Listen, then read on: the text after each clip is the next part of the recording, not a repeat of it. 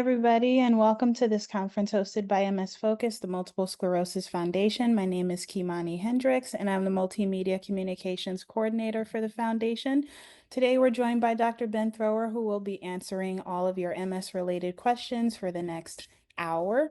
For those of you who are joining us on Zoom, you can start dropping your questions into the chat or the Q&A features below. You can also use the raise hand feature as well. And if you are live streaming, if we are live streaming from Facebook, and if you are watching from Facebook, you can drop your questions into the comment section. Meanwhile, I will introduce Dr. Thrower, who is the medical director of the Andrew C. Carlos MS Institute and Shepherd Center. He previously served as medical director of the Holy Family MS Center in Spokane, Washington. He's also the senior medical advisor for MS Focus, the Multiple Sclerosis Foundation, and regularly contributes to our quarterly magazine. Dr. Thrower, it's been a while. I don't think I've seen you all year, so it's I good to see know. you. And I'll turn it over to you, and I'll just be fielding the questions as they come in. Great. Well, thank you. And thank you to everyone behind the scenes at MS Focus. Thank you to our participants. This is one of my favorite things to do, just sort of hearing what's on people's minds, hearing what questions and thoughts you have. So without further ado, we'll throw it open and see what people have on their mind. Okay. So I am going to jump into Q&A. I see two questions already, one from an anonymous attendee, and they ask what your thoughts are on using creatine as a supplement. She says they've heard that they're using it in Parkinson's and other neurological issues. Don't know Yeah, if I... so I don't, there's not any great data for benefits of creatine and multiple sclerosis. I don't think there's any particular harm in trying it out. You know, so many of the supplements that are out there, there's not always a lot of, double-blind randomized controlled testing on it. So again, I am unaware of any large studies of creatine in MS. I think if it's something they wanted to try out, I wouldn't have any specific reservations about it either. Okay. And another anonymous attendee says, 2 months ago, I tested positive for the JCV antibody with the result of 3.24. How concerned should I be? My neurologist stated in an email that we will discuss it at my follow-up visit in August. Thanks. So anything above 0.9 is in a range where where we probably would want to give some second thought to using natalizumab or Tysabri. It's not that it's an absolute deal breaker, but a level above 3 is pretty high. So realize that JC virus is a what we call a ubiquitous virus. It's out there everywhere. So just carrying the virus and even having the antibodies does not mean that you're at risk for PML. You have to do something else. You have to be in some way immunocompromised or have your immune system altered. So the medicine, obviously, that we're probably the most focused on with JC virus is natalizumab or Tysabri. So if that person is on Tysabri, there's probably going to be a discussion about maybe looking at another medication. There is some interest in doing what we call extended interval dosing, going from 4 weeks to 6 weeks, and that does definitely lower the risk of PML. Doesn't take it to zero, and so that's where there's going to be some shared medical decision making. What risk is that person willing to sort of accept if they wanted to stay on Tysabri? I would throw one other thing out if people are interested. There was research about a year ago that identified 4 human genetic mutations that seem to carry a lot of weight in determining PML risk. And so what the research showed is that if you had one of these genetic mutations, it was actually more predictive of PML risk than the risk of having the BRCA gene is for breast cancer. Now, you still would have to do something else, like be on Tysabri or have some other risk factor. But if people want to know whether they carry one of those genetic mutations, they can go to www.pmlrisktest.org, pmlrisktest.org, And that testing is actually free right now. So that company will send you a little kit to do a cheek swab, and you can send that in, and they will tell you if you carry one of those, and then you mutations, and then you can discuss that with your healthcare team. The test is not FDA approved yet. We anticipate it will be shortly. So my thought is, if it's of interest to you to know kind of whether you're in that risk group, now's a great time to get it done for free. Deborah asks, when do you expect, and I hope I'm pronouncing this right, but it looks like tolabrutinib. Um, Tolobrutinib. she's asking, when do you think it'll be available for patients in the United States? So we think it gets FDA approval, assuming everything, goes according to plan sometime in September of this year. Once something is FDA approved, there can still be a little bit of a lag until when we can actually put our hands on it. Unfortunately, a lot of times things come down to insurance authorization, insurance coverage. Once something gets FDA approval, there can still be, weeks or longer before insurance companies actually put that drug on formulary. So I would say, stay tuned around September, watch for that FDA approval, and talk to your healthcare team, because they'll be monitoring when that's actually, something we can start prescribing for individuals. Susan asks if you have any information on a CAR-T procedure. So CAR-T is so the CAR in that stands for chimeric antigen receptor. So these are modified T cells. That's the T part of it. This is a therapy that's been used in different cancers. It's now being looked at in multiple sclerosis. So this is a way of modifying the patient's own T cells in the laboratory and then giving them back and programming those T cells to do something very specific. So there are two ways that we're looking at CAR-T in multiple sclerosis.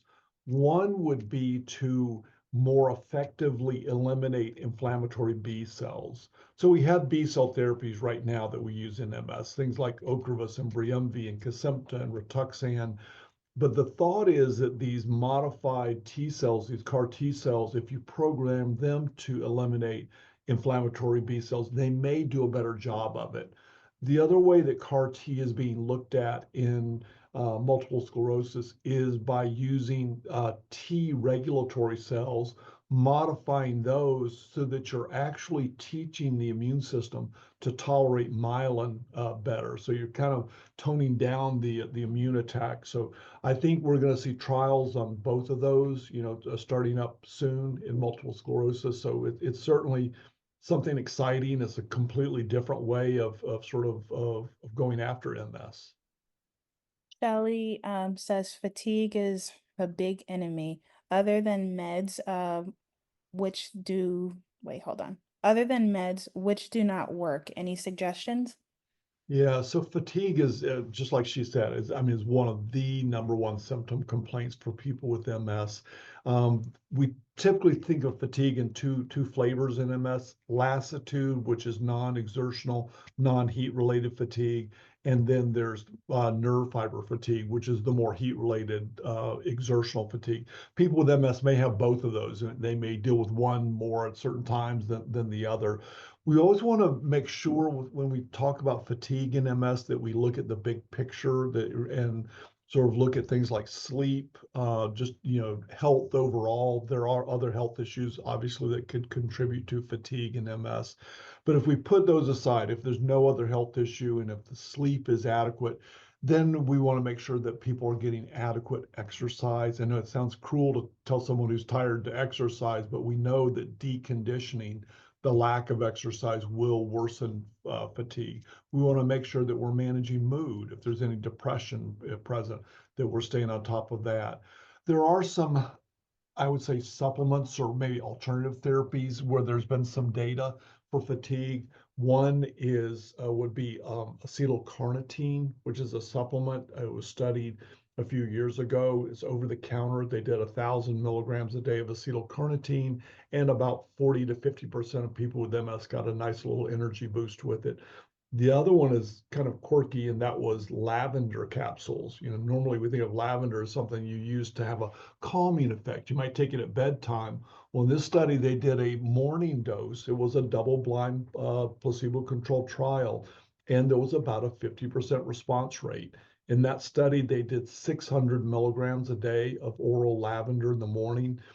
If you tried that out, I'd give it about a month to see if it gives you an energy boost. You can find it on Amazon or other places. It's literally just the ground up flower from lavender put into a gel cap. Evelyn says she's 77 and wants to know whether or not she still needs meds. One of her MS doctors says that she does not, but the other one has her on Vumerity and dalfampridine. So the Vumerity and dalfampridine are doing two different things. Vumerity is a disease modifying therapy. Dalfampridine is more of a symptomatic therapy, so that's designed to help walking. So dalfampridine, any symptomatic medicine, it's a question of whether you'd get benefit from it. So if she feels like her walking's better with dalfampridine, I wouldn't stop that. The Vumerity as a disease modifying therapy, there is a lot of research and a lot of controversy in whether we should stop disease modifying therapies after a certain age. Some studies have gone as young as 55. The why we think we might be able to stop is because the human immune system does sort of become less inflammatory as we get older. And so there have been studies like the DISCO MS trial or discontinuation MS trial that looked at more kind of standard MS therapies or older therapies, beta seron, Rebif, Avonex, Copaxone. And what they showed is that if the person had been stable for a period of time before the study, and then they went off the drug, that there didn't seem to be significant disease progression off of that. Other studies that have looked at, say, more effective therapies like Ocrevus, Tysabri, Gilenya, showed that there was some risk of MS relapsing when people went off specifically Tysabri and Gilenya.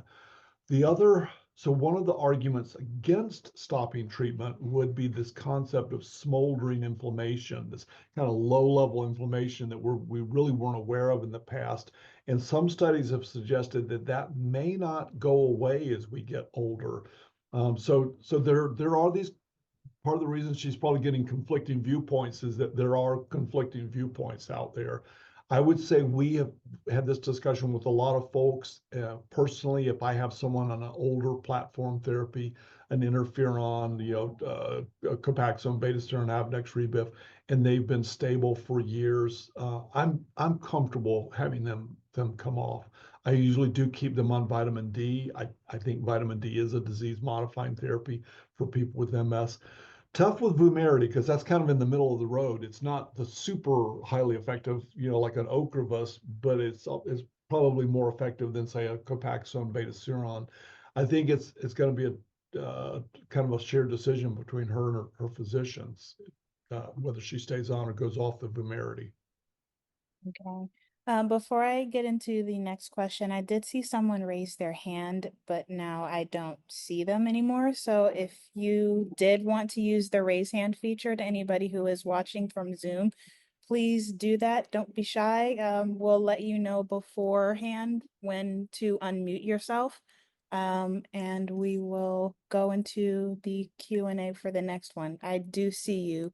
I see you. You'll be next, you who raised your hand. So someone asked, what are your thoughts on Impura and helping walking imbalance? Yeah, so Impera is the brand name of the medicine we just mentioned a second ago, dalfampridine.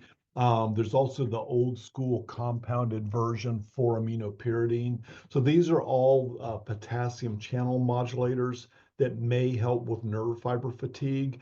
So the chances that Ampera, dalfampridine, 4-aminopyridine would help your walking is about 40%. So it's certainly worth a try.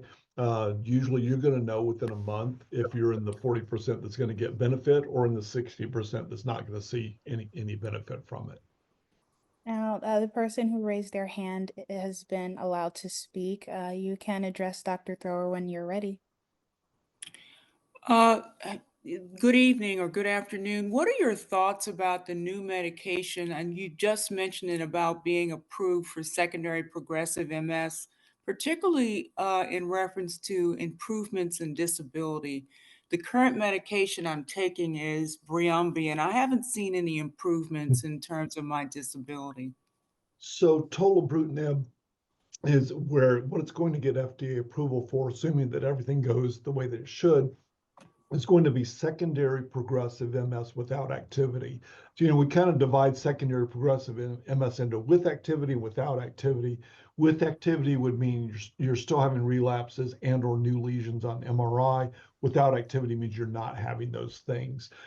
There was hope that tolobrutinib and the other drugs in that class might be effective across the whole spectrum of MS, relapsing, remitting, primary progressive, secondary progressive. So far, really the strength of the data has been in secondary progressive without MS. And it's important, I think you make an important comment when we talk about improving disability. Really, if we're being honest, we really should not head into really any disease modifying therapy expecting that to improve disability. What these drugs, it doesn't matter which one we're talking about, what they're really expected to do is slow or stop progression of disability. So if we Mhm. can, draw a line in the sand and have you stay the same, that's really what we're shooting for. And that's what they saw in the tolobrutinib studies, is that it slowed progression of disability. That said, you will talk to individuals who start, any DMT, that disease modifying therapy we want to look at, and will say, I got better. And we know that that does happen in some people. We don't want to head into a treatment, though, expecting that we're going to get that. We're thrilled for individuals when they do get better. Um, I don't know that we know why or how people get better when they start a disease modifying therapy. There's nothing about any of our existing therapies or tolobrutinib that directly repairs myelin or axons, but we do see sometimes people get better. It could be that if a drug very effectively stops the inflammatory process of MS, that maybe natural repair mechanisms have a chance to kick in. Maybe people feel better about, exercise and rehabilitation. Maybe that's where some of the improvements in function come from.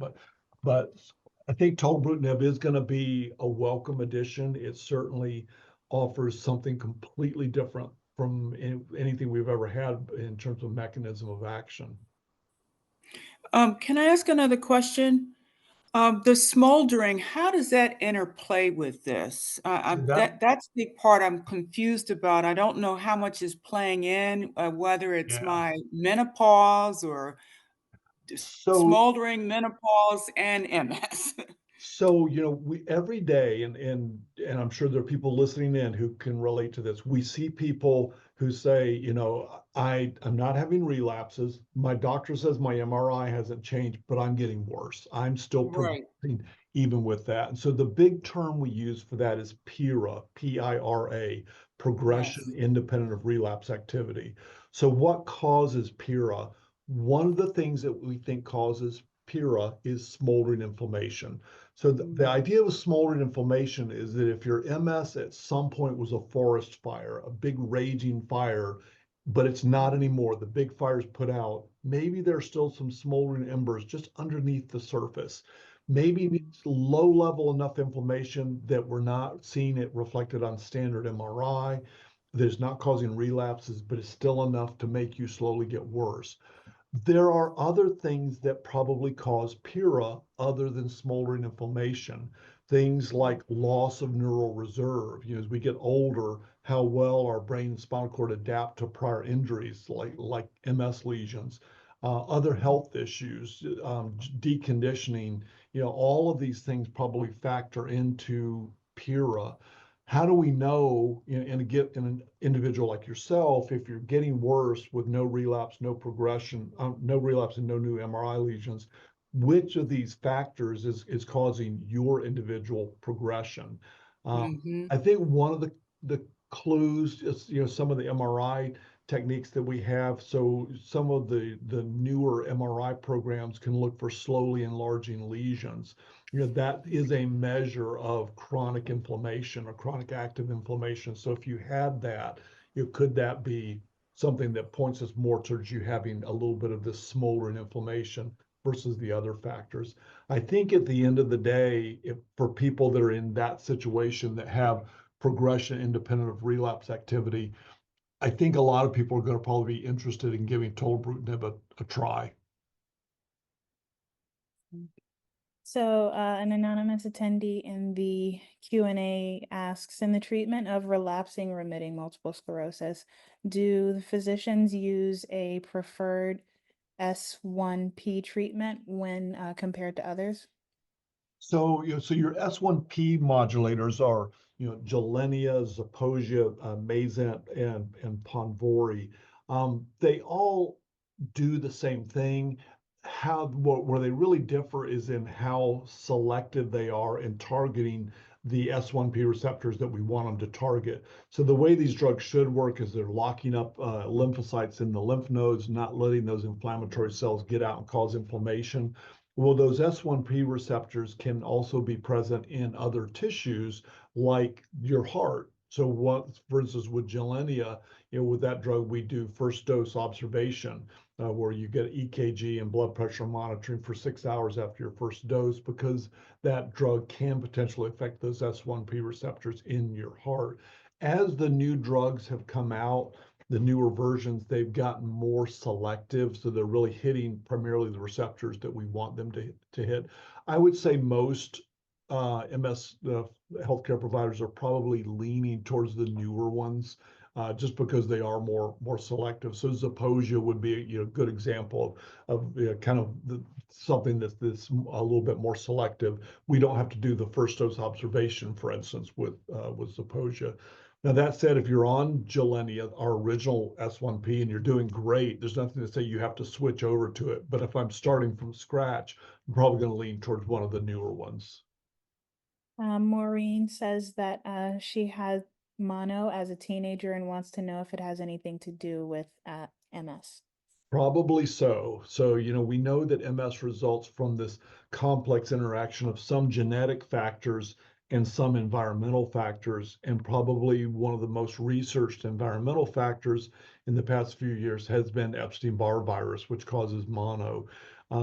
How that works is starting to really be understood. There have been studies for instance, at Stanford within the past 2 years that identified the receptors on Epstein-Barr virus, what antibodies produced, and what it's attacking in the central nervous system. There was a huge military study that looked at millions of active duty military people and looked at when they contracted Epstein-Barr virus and how that correlated with when their MS was diagnosed. And there was a pretty tight correlation with MS typically being diagnosed within a year of them having their Epstein-Barr virus infection. Realize that most humans do carry Epstein-Barr virus. If we do Epstein-Barr virus antibody testing on all adults, 95% of adults have antibodies to Epstein-Barr virus. That number goes up to 99% in the MS community. So the timing of the Epstein-Barr virus combined with the genetics that you're born with seem to be a risk. What do we do with that information? So there are studies now starting up looking at Epstein-Barr virus vaccines.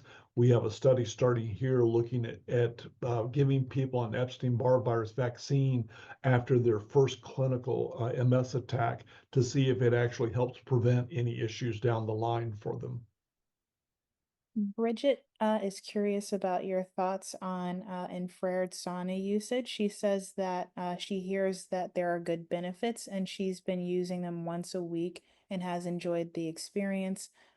She says, though, that she's heard it's not great for people with MS. So infrared sauna, I mean, if you're doing something that raises your core body temperature, it's really going to come down to your individual sort of heat tolerance. We know that in about 70% of people with MS, if we raise your core body temperature a little bit, going outside when it's hot, getting in a sauna, getting in a hot tub, hot shower, that we may temporarily worsen your MS symptoms. Heavy emphasis on temporarily. We're not causing any permanent damage. In 30% of MS, people with MS, they're going to tolerate a hot tub, a sauna, 95-degree Florida weather. It's just, so it really is going to come down to what you as an individual tolerate. You would know already if that was going to be a bad experience for you, and it sounds like it's not been. So if you've tolerated it, I don't see any issues with you continuing that. We have a question from Facebook from Tanisha. She says that she was recently diagnosed with MS as of January this year, but she was told that they can't tell her what type of multiple sclerosis she has, and she wants to know why that might be. So really the type of MS, the label that we put on you kind of depends upon what the story is. If we just look at everybody who's newly diagnosed, statistically 85% of people with a new diagnosis of MS are going to fit into the relapsing remitting category.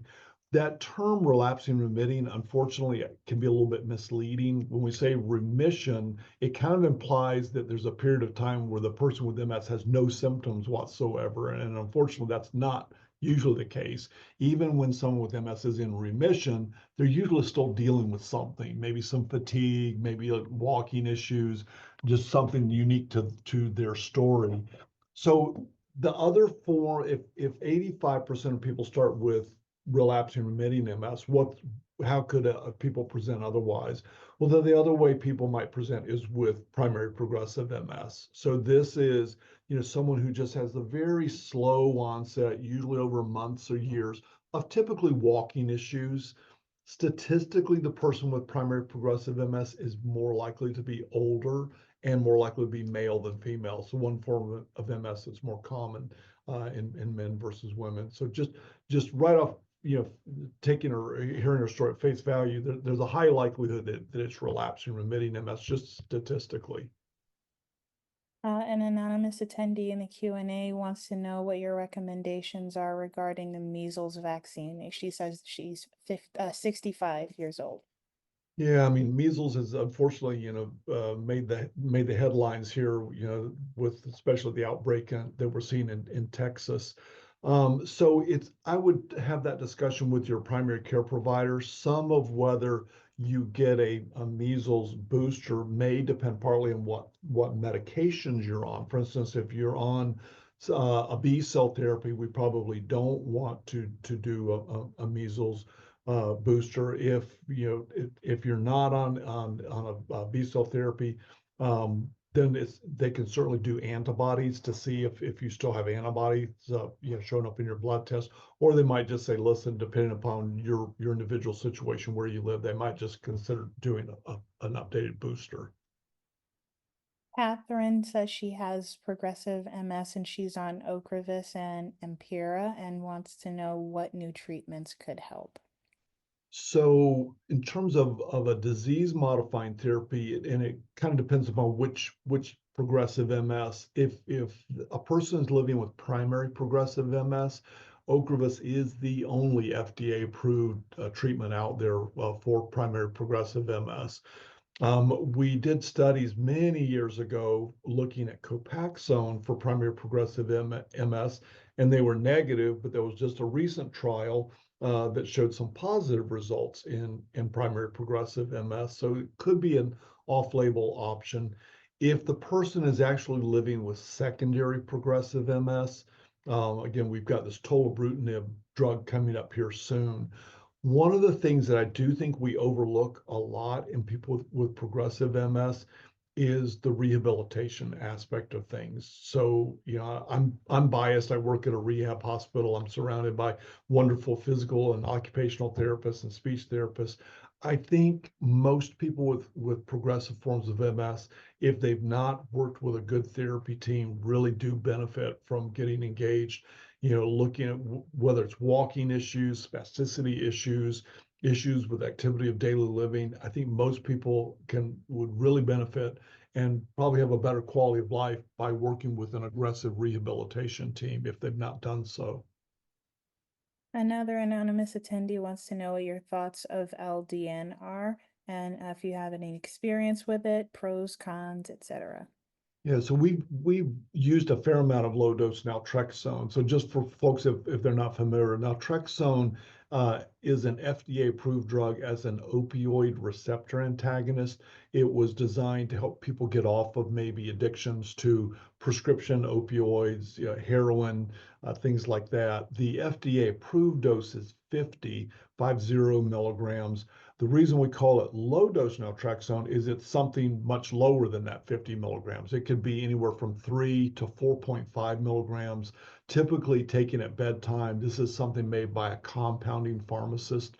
LDN's had kind of a roller coaster ride. It got a lot of social media hype years ago and was almost being touted as a cure for MS. It is not a cure for MS. It is in my experience, it's a very safe thing to use. It's typically going to be an expense out of pocket. It's unusual for insurance companies to cover it, but it's not expensive. What studies have shown, and these were done at UC San Francisco, is people might see some benefit from it, but again, it's not a cure. Where you tended to see some potential benefit was in terms of quality of life, pain management, and fatigue. So if we have an individual that comes in and really wants to try low dose naltrexone, I'm not opposed to trying that out. Again, I think it's safe and relatively inexpensive. Probably the only big contraindication is you would not want to be on any kind of opioid painkiller while you're on the low dose naltrexone because it's going to block some of the effects of that painkiller. Another anonymous attendee says, is it possible to take Kesimpta every other month, or would that reduce its efficacy? Financial assistance runs out halfway through the year, so I'm trying to see if I can continue the medication some way, or if I need to try something less expensive. Thank you. Yeah, it's a wonderful question, and I don't know that we have the answer to that. So there is data out with other B cell therapies, for instance, Rituxan and Ocrevus. There are studies out looking at extending the intervals with those drugs. So those drugs are typically given every 6 months. There are studies looking at giving them every 9 months that seem to suggest they really work just as well at 9 months as they do at 6 months. Intuitively, you would think that might apply to Kesimpta and being able to go to an every other month dose. I wish we had a study that could say for sure you could do that. I would talk to your healthcare team and make sure that every financial stone has been turned over. Look at whether going to one of the other B cell therapies, one of the IV therapies, might be more financially attractive. If you just flat out out of options and you do decide to go to every other month, one of the nice things about B cell therapies is we don't have to guess what they're doing in your immune system. We can do blood testing and show what they're doing in your immune system. So you could follow blood tests and look at your CD19 as a marker of what your B cells are doing and see if they're staying at zero, in those off months, or are they starting to creep back up on you? We have a question from Dawn from Facebook. It's actually one that I am really curious as to what your response will be. So she asks what the differences or similarities are between lupus and multiple sclerosis. So both lupus and multiple sclerosis are autoimmune conditions, so they are cousins. And so, even though we think of MS as a neurological condition, it really is an immunologic condition. So it shares a lot of similarities with lupus, Sjogren's, rheumatoid arthritis, Crohn's disease, psoriasis. These are all conditions where your immune system is picking on something that it shouldn't be picking on. When you look at our laboratories that do a lot of research on MS, it's not unusual to see them doing research on other autoimmune conditions as well. There are therapies that we know, for instance, Tysabri is FDA approved for MS and for Crohn's disease. Rituxan or rituximab, we joke sometimes that you can use it to treat almost every autoimmune condition. So that is kind of the similarity. We think the genetics for the family of autoimmune conditions is probably similar. So if you look at a person with multiple sclerosis, what's the likelihood that they can find a family member with MS? It's about 10%. What's the likelihood that they can find a family member with another autoimmune condition? It's actually higher. So it's not unusual for us to see a person with MS say, boy, I don't have any family members with MS, but I have an aunt with lupus. I have a brother with Crohn's disease. And so you'll see these autoimmune clusterings out there. Yeah.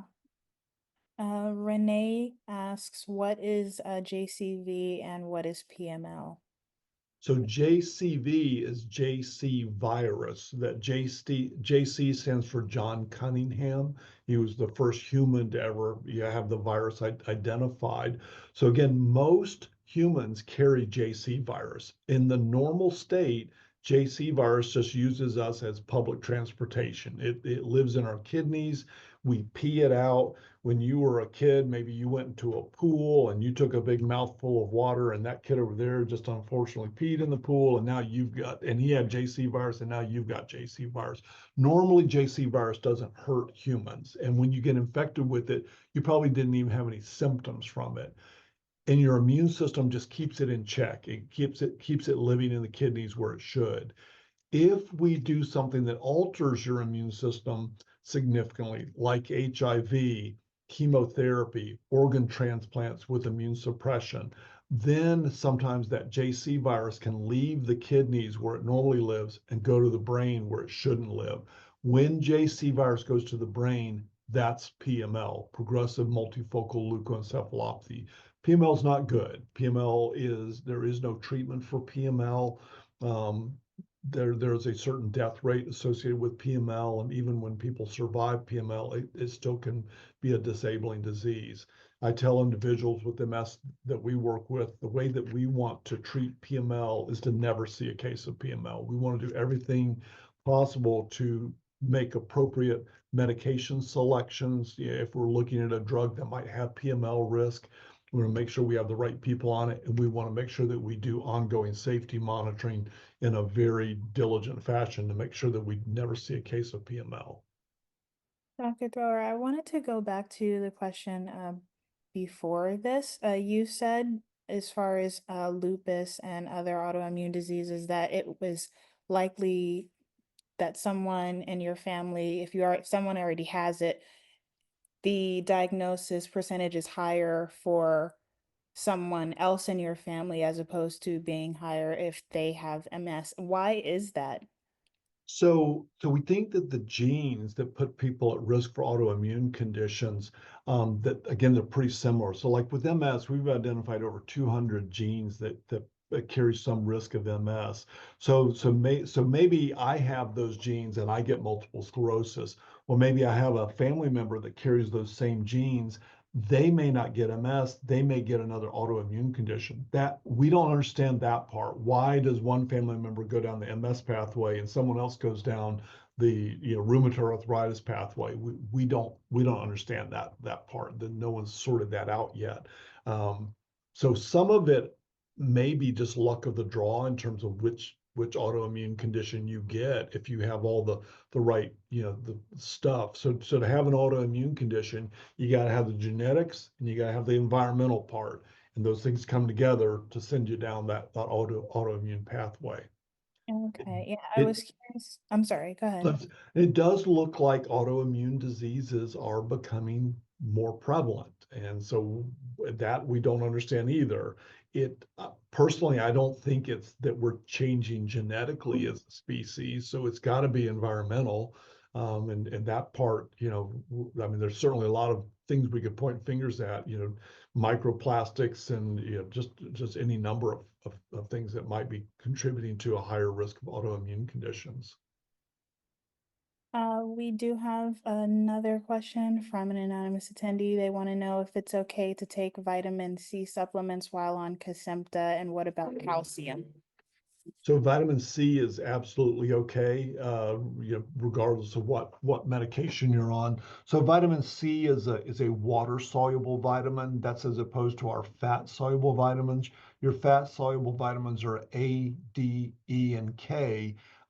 We don't generally want people to megadose with the fat soluble vitamins because those can have side effects at higher doses. So like with vitamin D, we're very big on checking vitamin D levels in people with MS and correcting, because we do think that it has positive immune effects if we get your levels up into a normal range. With vitamin C, typically, if you take too much, you're probably just gonna excrete it out in your urine. Calcium, I would talk to your primary care doctor. Probably most women could benefit from a little calcium supplementation. If you're on big doses of vitamin D, we may not need that extra calcium. Sometimes calcium levels can actually creep up a little bit and get to the higher ranges in people on bigger doses of vitamin D. But I would talk to your primary care doctor also. There may be issues related to like your individual bone density that might send them down the path of calcium supplementation or not. So I'm going to be taking the next question. Deborah is asking, what are your thoughts concerning the use of alpha lipoic acid for MS patients? So the alpha lipoic acid is one of those supplements where there is a little bit of data out there showing some positive effects.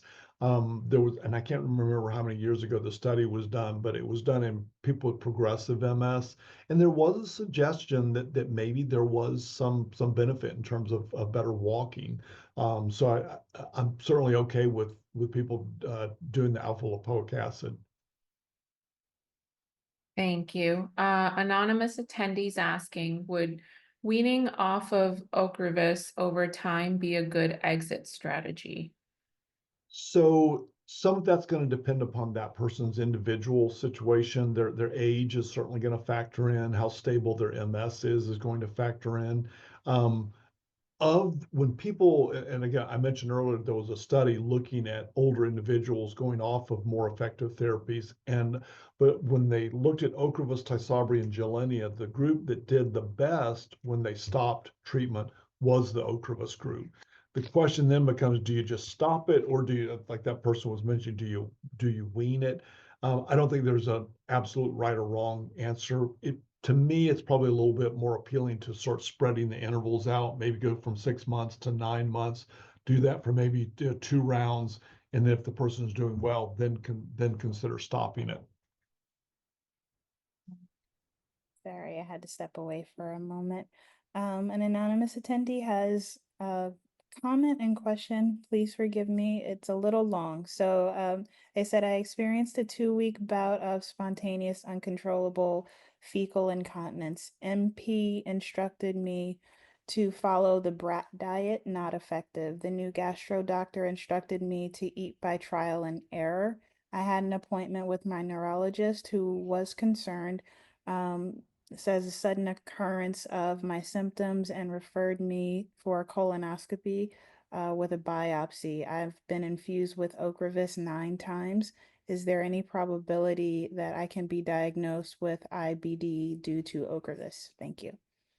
So B cell therapies like Ocrevus have been associated with a slight risk of a specific inflammatory bowel disease. It's typically an eosinophilic, so it has a certain look on colonoscopy with biopsies. So they should be able to tell you, based upon what your colonoscopy showed, whether it's likely the Ocrevus or not.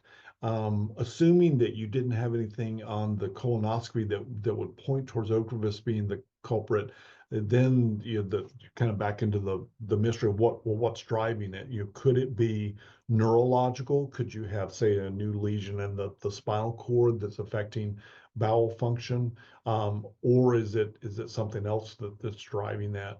A lot of people with MS have pelvic floor weakness that can contribute to both incontinence of bladder or bowel.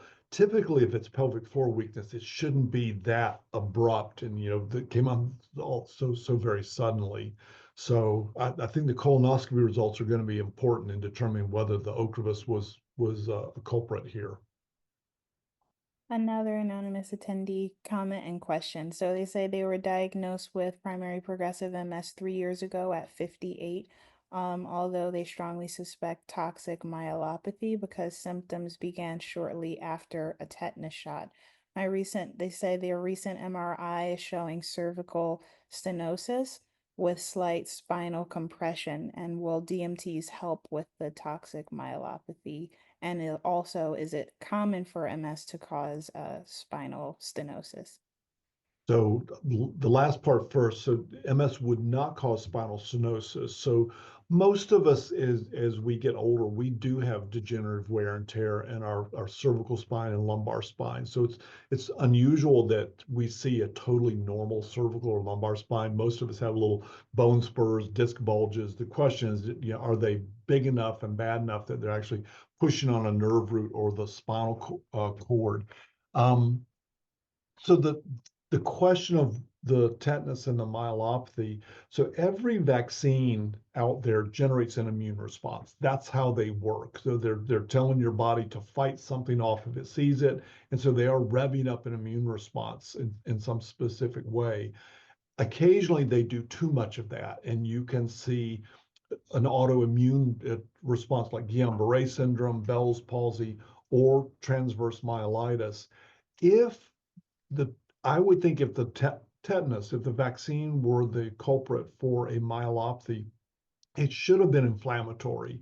Then that should have had a certain look on MRI of the cervical thoracic spine. Typically, inflammatory lesions are big, they're ugly, they have they light up with contrast. That's typically different from how primary progressive MS looks. Primary progressive MS usually is not highly inflammatory. It certainly causes abnormalities in the spinal cord MRI, but they're usually not aggressively inflammatory. So that may help kind of separate out whether this was something provoked by a vaccine or whether it's primary progressive multiple sclerosis. Where things get tricky sometimes is if you have multiple sclerosis and you have spinal stenosis, maybe narrowing the canal and you're pushing on the cord, because those symptoms can look kind of similar.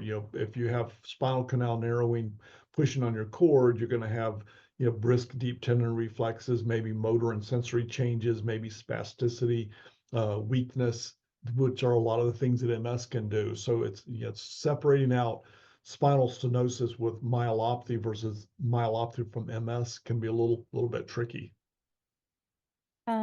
Someone wants to know, has there been any cases of fatty liver reported from using Ocrevus?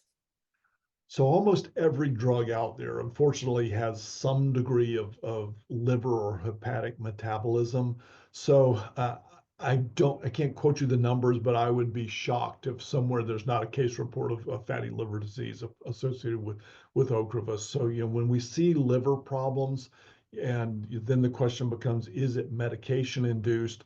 Sometimes it requires detective work. Did the fatty liver disease or the liver issues start shortly after a medication was started? Are there any other reasonable explanations for what's going on? And if you come back to, well, I've ruled out everything except this medication, sometimes we just have to bite the bullet and stop that medication.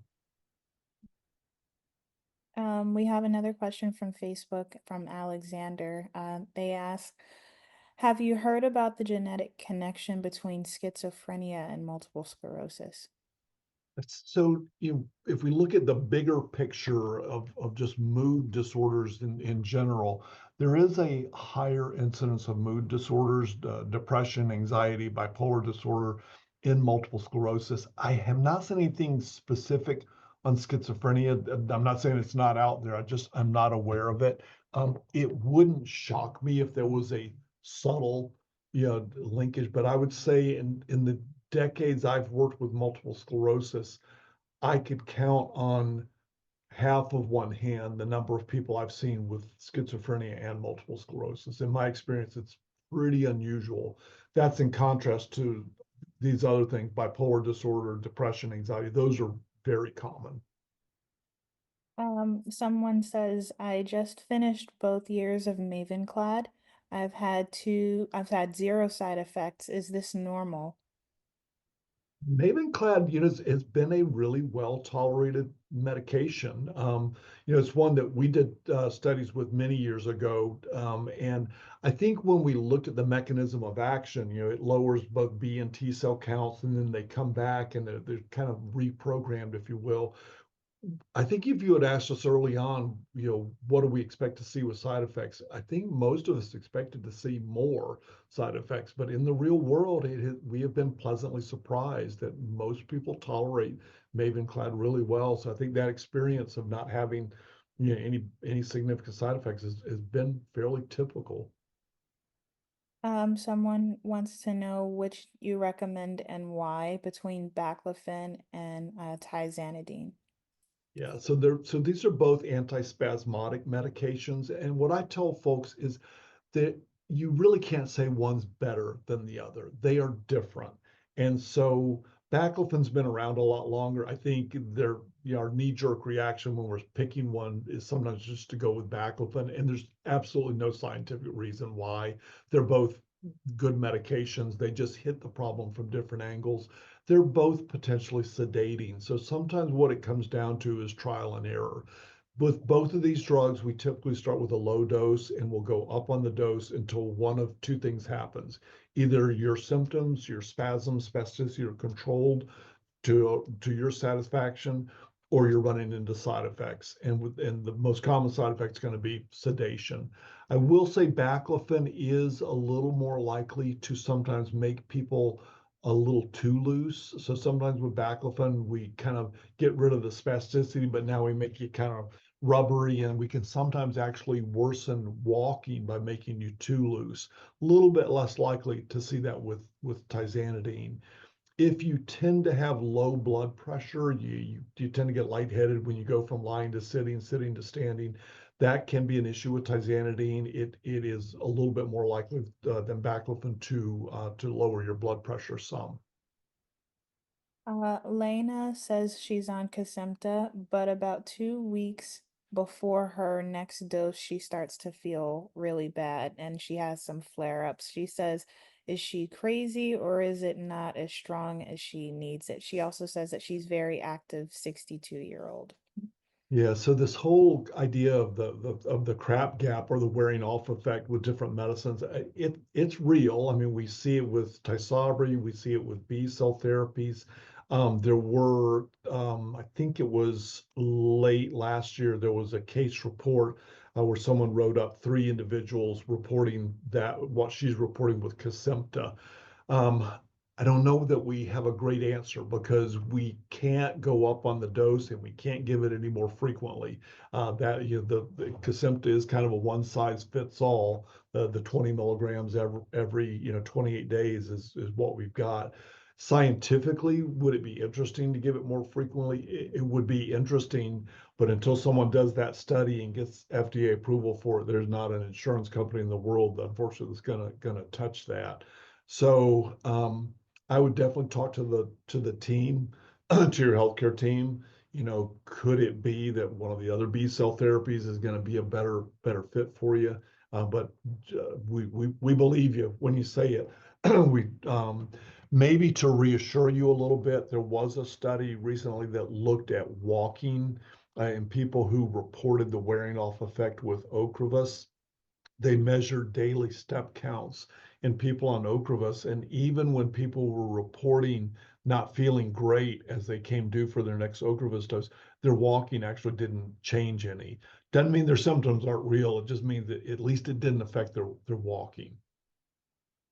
Sherry from Facebook says, I've fallen recently and was doing PT and it was going well, but then it aggravated my sciatica and now I'm worse than before. So what can I do since physical therapy always ends with sciatic issue? So I would for sure get the sciatica addressed and find out what's the sciatica usually is due to nerve irritation in the lumbar spine. And so even though we call it sciatica, usually it's not coming from the sciatic nerve, it's coming from the lumbar nerve roots up higher. Um, Occasionally it can truly be the sciatic nerve. Things like piriformis syndrome could irritate the sciatic nerve. So I would try to get the sciatica sorted out a little bit and find out why that's flaring up. If it really just is not something that is going to go away, if every time you do physical therapy, the sciatica is going to flare, maybe looking at other kind of forms of therapy, maybe aquatics therapy where it's lower impact might be something that you could tolerate. Someone asks, what was the PML website for a free test and what does it test exactly? So www.pmlrisktest.org. And what it's testing for is one of 4 genetic mutations that have been identified that carry a risk of a higher risk of PML. So if you don't carry one of those genetic mutations, what research has suggested is that you would be in a very, very low risk group for PML if you're on one of our medications that carries some PML risk. If you do carry one of the mutations, I don't know that we would treat you. For instance, with Tysabri, we're still going to do the JC virus antibody testing and monitor you closely. But I think it is helpful information for your team to have. Someone wants to know, is Gilenya within the same effectiveness range as Zeposia? My neurologist told me that Zeposia is more targeted. So Zeposia is more targeted. It's more specific to the S1P receptors in the lymph nodes that we want them to work on. I don't think that translates into a difference in effectiveness. What it really translates to is a difference in side effect risk. So I don't think we can make an argument that Zeposia is more effective than Gilenya. I would make the argument that it has a lower side effect risk than Gilenya. Tony says, if myelin is such a big factor affecting people with MS, how come there is no medication that can reverse it? I have primary progressive MS with difficulty walking, balance, and fatigue. I do take dalfampridine, which helps with walking, but it's not consistent. Yeah. So he just asked the $1 million question. I mean, that speaks to neural repair. So right now, everything we do in MS fits into one of 3 treatment boxes. We're treating relapses if a person has a relapsing form of MS. We're managing symptoms, which is kind of what dalfampridine does, or we're hopefully slowing the course of MS. And that's all your disease modifying therapies. We need a 4th box, and that is repairing myelin, rerouting pathways, somehow ultimately reversing disability.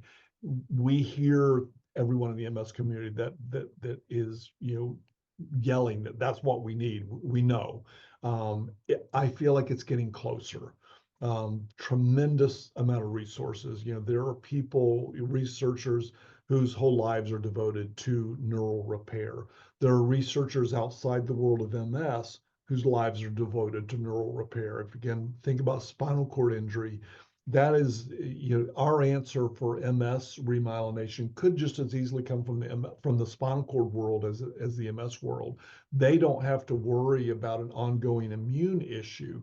They have one site of injury, a one-time event. So a lot of their focus really is on restoring function. So I do think it is going to happen. Deborah says, what's your philosophy on stopping your DMT and doing nothing once you're around 65? Also, have you seen reports that B-cell therapy does not prevent progression? So that whole area of de-escalation or stopping your MS therapy, I think we talked about earlier that it is still a little bit controversial, and you're going to run across different thoughts on it. My thought is that if an individual is 60 and up and they've been on one of the older therapies and they've been stable for a while, I'm certainly open to stopping that treatment. We do some what we call quantitative volumetric MRI measures here, where we can look for slowly enlarging lesions to help kind of monitor whether there's some slow progression if we stop treatment. I do typically keep people on vitamin D when they stop their standard disease modifying therapy. I think it is somewhat of a safety net. So I think that the B cell therapies are probably at the top of the food chain for what we have as disease modifying therapies right now. That said, they're not perfect. And so there are still people who can progress. We talked earlier about this concept of progression independent of relapse activity. If that's what we think it is, if it is this partly due to this low level smoldering inflammation, kind of the embers left over from the forest fire, I don't know that any of our current therapies puts out that low-level smoldering inflammation. The hope is that this tolebrutinib drug that's right around the corner, that is part of the answer to that issue. Someone asks a question I've never heard before. So they said, if you were to have MS, is it better to have it in America or in Europe? I'm guessing more manageable. So obviously very different healthcare systems. If I could think of a negative, and this is a little quirky, but so PML risk has always seemed to be a little higher in Europe than it is in America. And we don't understand why that would be. Is it that they have different strains of JC virus there? Is it, I don't know what would account for that, but PML risk has always seemed to be a little bit higher in Europe versus America. Outside of that, typically most drugs that we have FDA approved here, they have there, the vice versa. Sometimes they use things a little differently. For instance, Mavenclad, they are doing follow-up doses after the initial 2 doses more commonly in Europe. Again, different healthcare systems. I mean, that's a big topic as to, which is the right way. One of the things that I was told many years ago by an MS researcher is that, in the perfect health care system, you would have access to every therapy, access for everyone, and access right now. In reality, most healthcare systems around the world give you 2 of those things, and so you pick which 2 are important. So I would argue most European healthcare systems probably have access for everyone. Maybe not always access to everything, but typically they do. But sometimes there's a little delay, in getting into the healthcare system. So yeah, I don't know. I will say that there is a very global effort to manage MS across all countries. So what research is shared very freely. So what happens in Europe, we're aware of. What happens in North America, they're aware of. A lot of our big MS research meetings are it's everybody all in the same room at the same time. We have a question, and someone says, what are your thoughts on baclofen pumps? My neurologist has referred me to a neurosurgeon. So if you have spasticity that maybe isn't responding as well as you'd like to, oral baclofen, tizanidine, physical therapy, Botox, you're giving baclofen directly into the spinal fluid through a baclofen pump is certainly an idea. There are some advantages of giving baclofen through a pump versus taking it by mouth. When we take baclofen by mouth, a certain amount is metabolized by the liver as soon as it's absorbed. And so that baclofen never goes anywhere that you want it to. A certain amount of baclofen it crosses the blood-brain barrier and goes into your brain. That is not where we want baclofen working. That's where you get sedation. Where we want baclofen working is at the spinal cord level. One advantage of a pump is you can get away with much, much lower doses because you don't have the hepatic metabolism or that first pass liver effect, and it's really working where you want it to work at the spinal cord level. Then the challenge is it is a surgery, and those pumps have a certain maintenance. They have to be refilled typically about every 3 months. Because it's a commitment from the individual, there is a trial that the neurosurgeon and their team is going to do if you do end up looking at a baclofen pump. So with the trial, you should have a pretty good sense of whether the pump is going to do what you want it to do or not. Dr. Thrower, I know we are at the hour, and obviously we have a whole lot more questions than we do have time.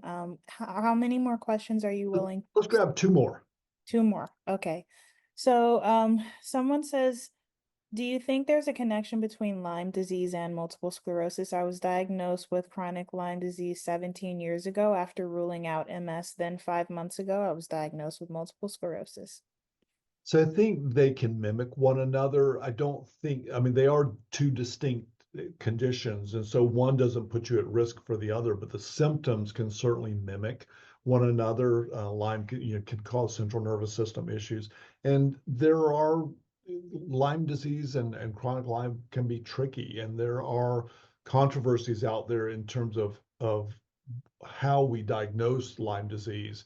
There are standard CDC guidelines for what the CDC believes we need to make the diagnosis of Lyme disease, and then there are Lyme experts who believe those CDC guidelines are too strict, and that there are people who have Lyme disease who don't meet those criteria. So the Lyme part is a little controversial.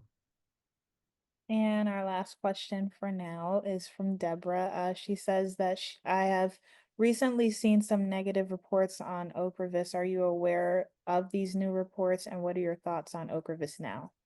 So Ocrevus, and again, when we talk about Ocrevus, we really need to talk about all the B cell therapies. I mean, all Ocrevus, Briumvi, Rituxan, Kesimpta. I mean, these are all anti-CD20 monoclonal antibodies, and there are subtle differences between the two, but they immunologically they are doing the same thing.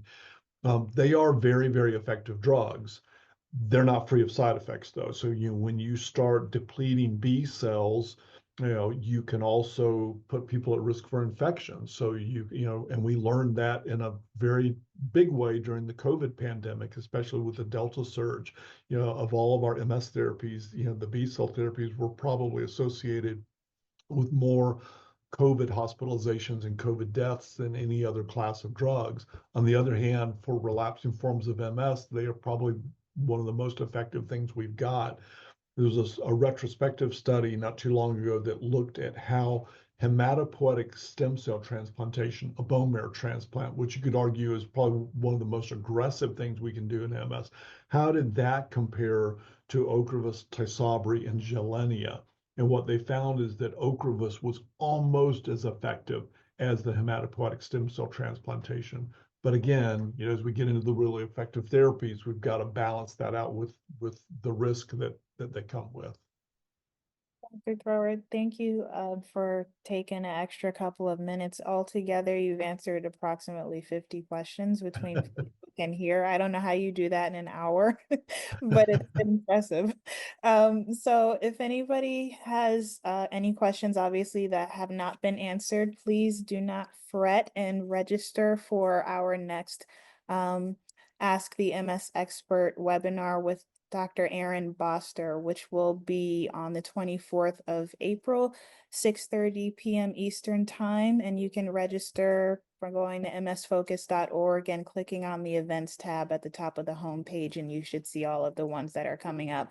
But our next conference will be with Dr. Herb Karpatkin, who's a physical therapist, who pretty much will also be answering physical therapy and MS related questions for an hour as well. And that will be next Tuesday, the 15th at 5:30 p.m. Eastern Time. And you can also register for his at the same place as well, msfocus.org/events. And if you did miss any part of the webinar, you can go to our Facebook page, Multiple Sclerosis Foundation, and watch the live stream from the beginning when we wrap up here on Zoom. If you are watching on Zoom, I believe there is a survey that comes right after we close out the webinar, and you can give us feedback on things maybe you would like to see in the future, topics, whatever is on your mind, guys. We are here to serve you. So we thank you guys for joining us. Dr. Thrower, again, it's a pleasure, and we'll see you guys next time. Take care. Thank you. Bye.